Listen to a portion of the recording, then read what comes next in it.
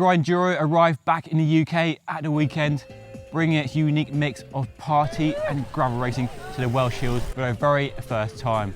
I was there riding it and having a lot of fun. And if you're not sure what Grinduro is, well, this is a video for you. I'm going to go through 6 reasons why you should add this event to your list next year and go through the bike I was riding. The very purple BMC Unrestricted. So let's dive in. Grinduro was started in 2015 by Giro, the clothing company, who created the event and have spread it around the world. And they still sponsor the event, and I'm wearing Giro clothing today. This fantastic sardines inspired jersey. And if you like what you see here, then check out the link down below. Go and take a closer look at this, and also the official Grinduro range they do as well, jerseys and shorts and loads of other cool stuff. So check out the link down below. Grinduro is a gravel race, but with a big difference. Rather than one big continuous time loop, there are 4 time sections within the day's route. 2 before lunch and 2 after lunch. And they're both a couple of miles in length, so not super strenuous. And if you want to race, if you're a competitive person and you want to go for the top spot of the podium, you can indulge your competitive urges.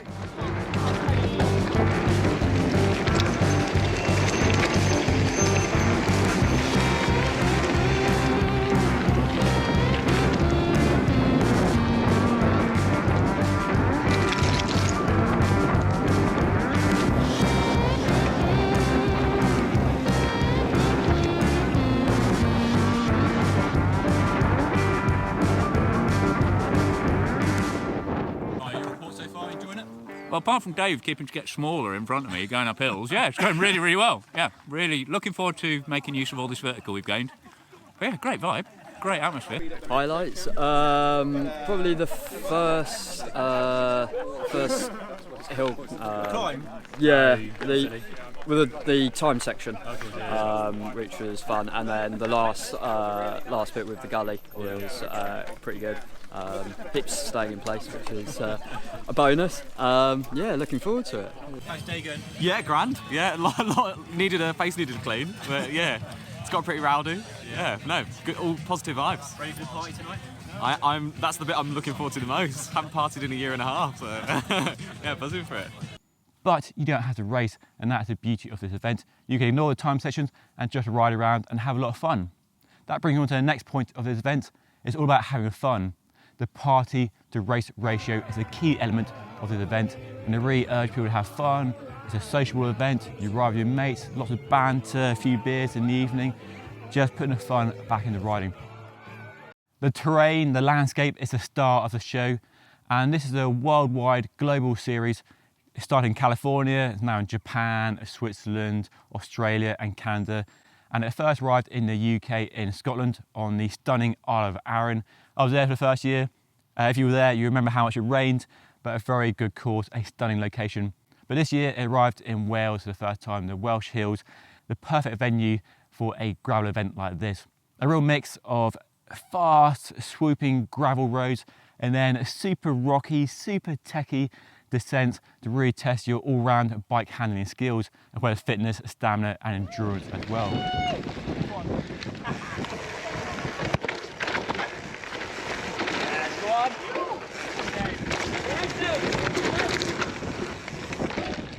So Neil, tell me, how are you enjoying it? Yeah, good. Bit too much uphill for my liking. I think on stage 2 they should have kept that really techie descent in, because that's that would have been great. There was a few people Gone over the top. That would have felt like payback. Yeah, there's a few people walking down the cliff bit, and I was like, oh, come on, just ride it. But yeah, I just need to get fitter. You're saving yourself for stage 4, aren't you? Oh yeah, I'm taking the A line on that one, definitely. The 4 time stages for this event were 3 climbs and 1 descent. Stage 4 was the final descent down into the event arena, and it was a real dusty, kind of elbows out, proper 90s mountain biking style, thrills and laughter, really good fun with the guys I was riding. Really finished the event on a high, was handed a beer over the finish line, and then the party truly started. So all about having fun. It's not a sufferfest. You can go flat out from the start to the finish, 3 or 4 time stages if you want, or like many people do, and I was doing, you ride the untimed sections with your mates and you have banter, you talk about the riding, the bikes and the views, and have a bit of fun and save what energy you have for the time stages but of course you don't have to. And that chilled vibe really is a key highlight of this event and what really distinguishes it from so many other events. Enjoying it so far? Yeah, good, awesome. Yeah, brilliant to be out in it. Yeah. First time doing this event or done before? This event, yeah, but been out here on mountain bike and doing all that kind of stuff. Yeah, so yeah, nice to be out here. I haven't been out for a few years out this way, so yeah, all good. Awesome. You enjoying it? I am. It's really weird to work out what bike to use half the time. I gambled on it because of stage 4, which is probably pushing my limits a bit, so I'd rather be overbiked than underbiked on that. But it seems like the time stage seemed to favour the mountain bikes, and the stage you're not timed seemed to favour the gravel bikes. Yeah, the bike choice is an interesting one, isn't it? Yeah. There's all sorts. That's the great thing about that. You get to see such a range of machines. It's really cool.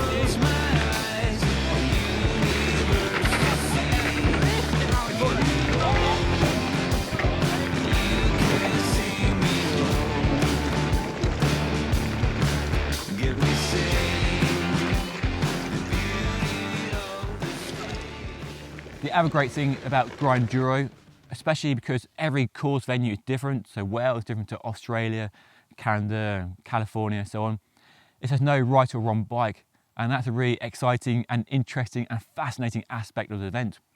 You can ride a gravel bike, which is the most common choice these days given how popular they've become, a mountain bike, so a hardtail, full suspension, maybe an enduro bike if you've got the legs, or a hybrid or any other sort of off-road capable bike.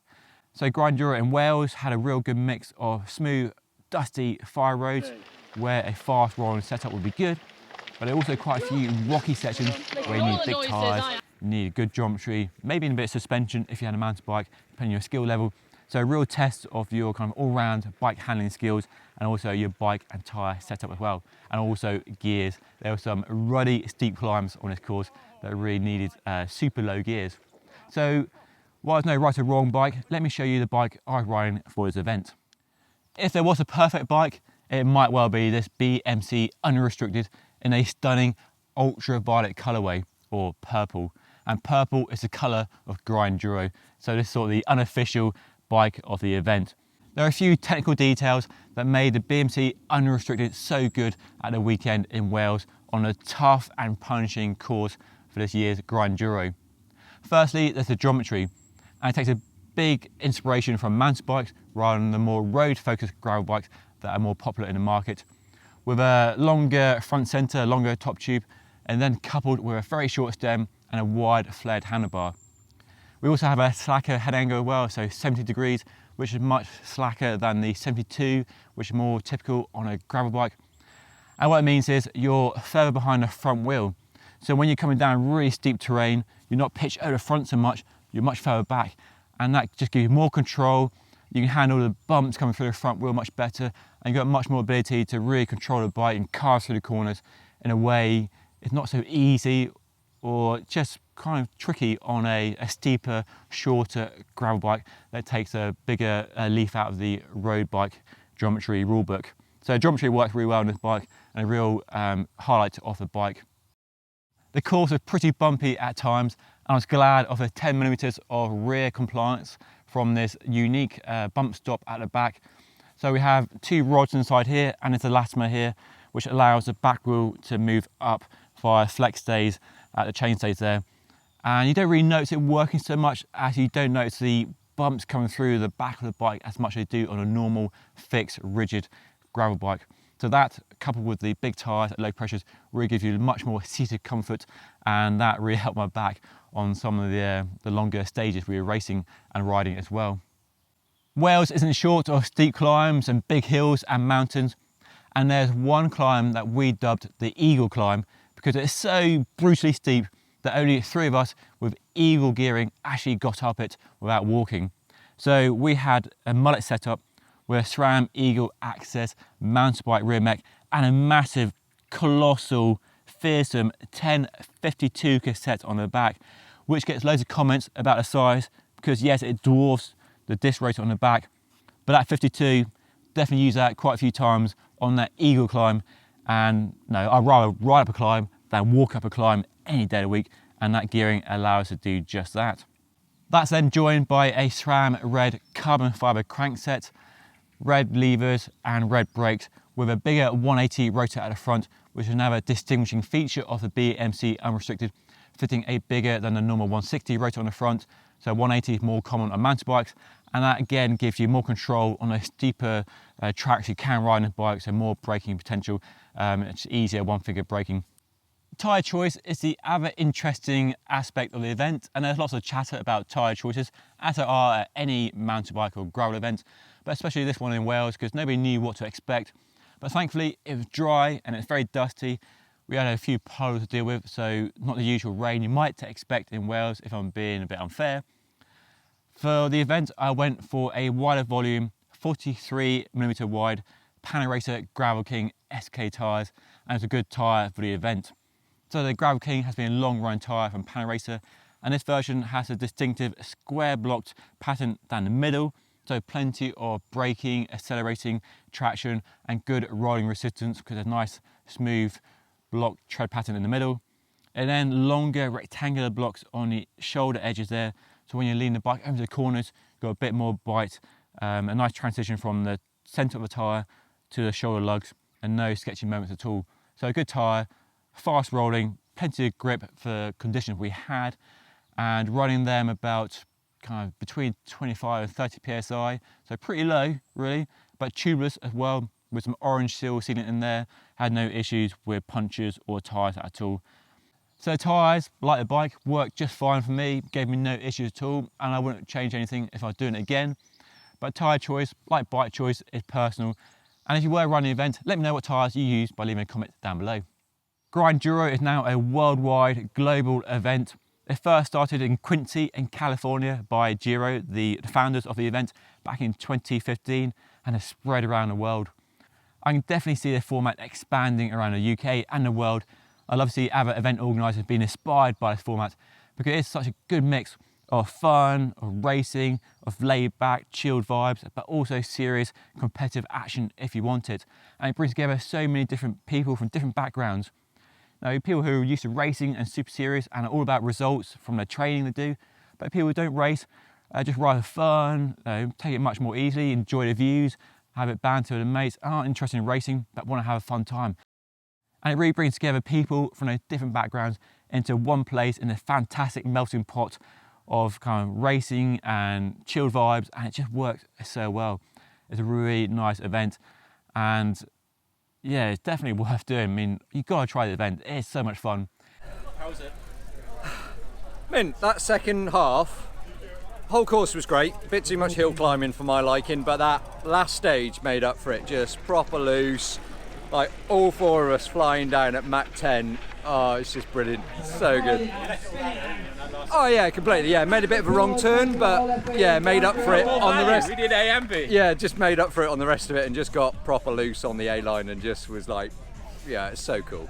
So cool. Guy Kesson, how was it for you? Oh, it's just a great example of like how wild you can get on these things, isn't it? That last descent was proper loose. I mean, that was full on for like a cross-country mountain bike descent, but it's great. We walked it last night and it was like, oh, that's a bit, might have to be a bit straight in. Once you got a number on and you try to overtake someone, it's like, don't go in, just go in. The grass wasn't as draggy either, because you carried enough pace up into the grass and then rode the rock for kind of... Got to do that.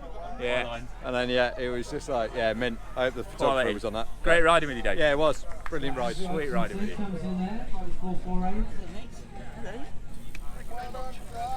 What do you reckon, Breggy? What do you reckon?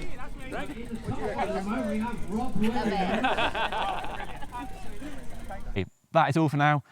Definitely put Grinduro on your shortlist next year. You won't be disappointed, believe me, and I'll see you there on the start line and in the party in the evening. Anyway, that's all for now. Thank you so much for watching. Don't forget to like and subscribe. Follow me on Instagram and Twitter as well. And I'll see you all again next time. Thank you so much for watching.